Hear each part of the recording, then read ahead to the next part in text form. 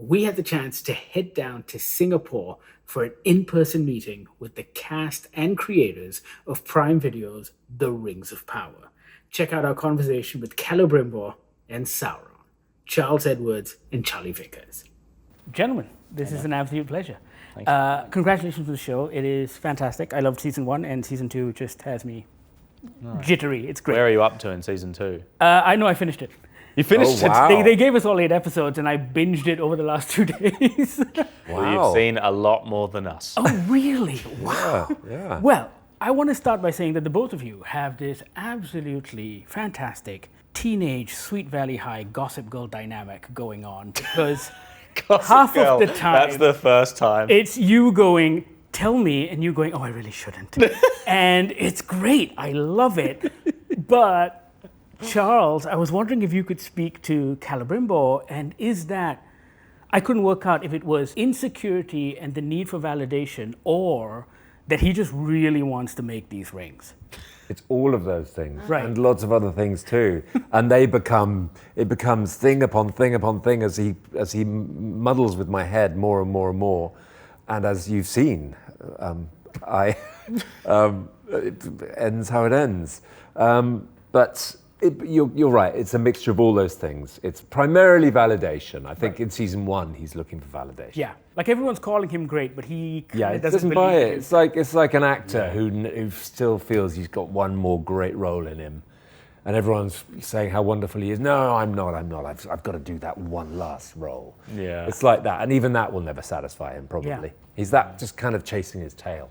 Nice. Charlie, I wanted to talk to you about the fair form thing and how it played into your portrayal, because I'm not sure you're aware, but you're a pretty good looking man. And I'm curious as to what it's like playing a villain without the accoutrements of villainy. Like, Yeah. how does that affect your performance? That's a great question. I really liked having the opportunity to do that. I mean, because I tried not to color the character with villainy from an external perspective, that like any villainous elements of him, and I know that's the role he plays in the story, but I couldn't approach it like that. I wanted to approach it as he is an individual trying to achieve, he set out to heal Middle-earth, and that's what he needs to do, and he will stop at nothing to do that. And he genuinely believes he's heroism. Exactly, and that is the thing that makes him interesting, because and Tolkien wrote about it, like he had good intentions.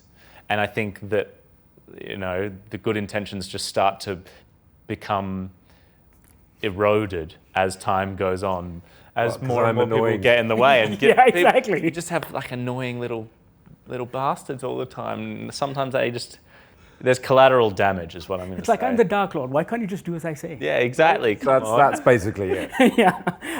But tell me this, in your approach to Sauron, because he is the ultimate evil, I'm curious as to whether you try and play him with a sense of pathos. And is he conflicted at all? Because at the beginning of episode 1, when we see a bit of that backstory, when he runs into the caravan of people, for a moment I'm like, oh, is there a bit of good there? Yeah, that's a good observation. He's definitely, I think Tolkien wrote of him being, he toyed with this idea of Sauron's redemption at the beginning of the Second Age and Sauron's repentance.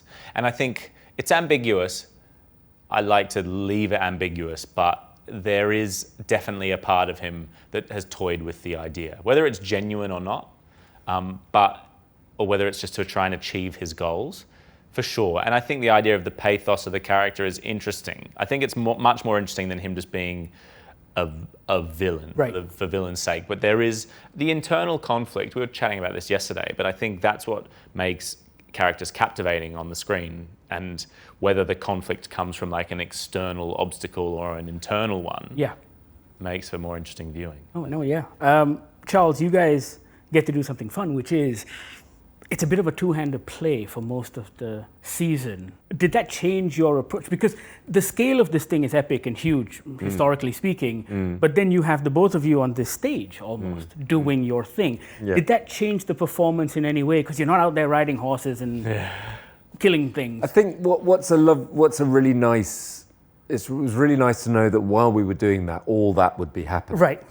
So that was taken care of. Meanwhile, we were able, as you say, we felt like that a lot while we were shooting it. It did feel like a play, and but in a great way. You know, it was detailed, delicate work, and very, very satisfying to be dealing with all those momentous things going on in one's head.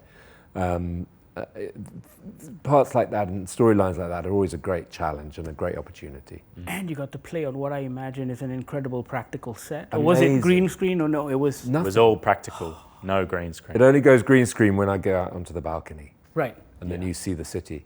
Other than that, it's all there. Again, a real luxury. Yeah. Is there a difference in playing characters like this when you know how they're going to end? There's a joy in it for the performer. Okay. I think Yeah. maybe you're spoiled because particularly like I was, you know, at drama school, you're trained you do plays, right? Yeah. And that's like, you know where your character begins and where the character ends. And it's kind of like, it was a new challenge for me not knowing the ending or how, like when I didn't know I was playing Sauron, or you don't know how the character's going to get somewhere. But it is, I think it's also in like this, it's just exciting because you know the story and you feel like it's such a cool opportunity to bring these characters to life. I'm running out of time. I've got one more question for you guys. But what have things been like since season 1? So you guys finished season 1. It's this massive thing that Prime Video is doing. And what have your lives been like since season 1, going into season 2? And I'm hoping 7 seasons in a movie, but... Yeah. I think it's a lot of it is I mean, speaking for myself, I knew going into this that the story was going to go in the way that it's going, and I've done other jobs in the meantime, but I've really been looking forward to getting back and doing this. Oh, nice. And because it's always there in the background, you always think, oh, maybe we should try that. Maybe you should, you know. So it's been all consuming since season 1. I kind of agree with that. Like you go off and you do another project, but like I There's always... a long gap, right? There's 2021, Yeah. 22, and then... You normally have about 12 months in between. And if you go and do other things, you kind of... Sauron is always lurking in the back of my mind. And I'll watch something that's come out and I'll be like, yeah, Slipped into there's a bit of Sauron in that. Yeah.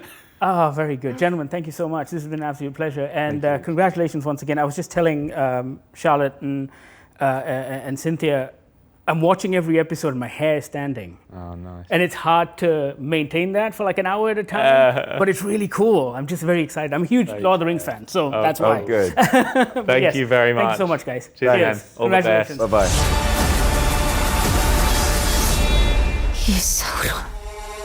The Lord of the Rings, The Rings of Power is now streaming on Prime Video. Check it out. Let us know what you think. Sound off in the comments. And thank you so much for watching.